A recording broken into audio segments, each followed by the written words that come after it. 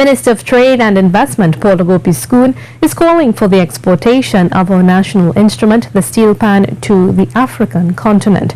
This, Minister Gopi-Skun said, will foster greater economic development and boost the relationship that Trinidad and Tobago has with Africa.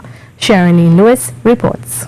Minister of Trade and Investment Paula Gopi-Skun says the national instrument or steel pan isn't being exported enough to Africa. We should be exporting our actual pan instrument into Africa. So that's the kind of movement, and those are the kinds of conversations that we ought to be having. So, Kafra, I'm telling you, I'm going to be behind you. I want to see greater movement. I want to see more momentum. I really do want to see our steel ban in the classrooms in Africa.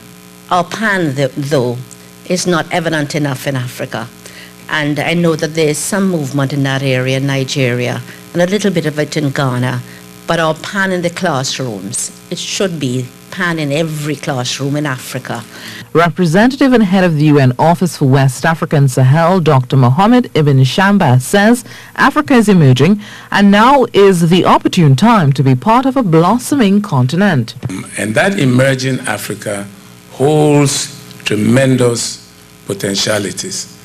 And I want to believe that once again, on this new enterprise of fighting poverty and creating growth opportunities and ensuring that Africa can take control of its resources and transform those resources. This is why Minister Gopi-Skun says the Transatlantic International Trade and Investment Symposium seeks to deepen relations between TNT and Africa in hopes of boosting economic development for both countries. Are indeed empowered to foster commercial links with their African counterparts, and of course this will only serve to enhance the economic positions of both our countries.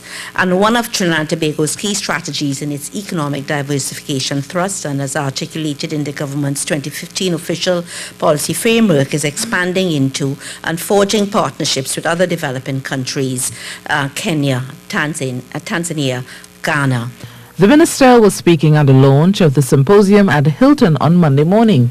Sherilyn Lewis, CNews.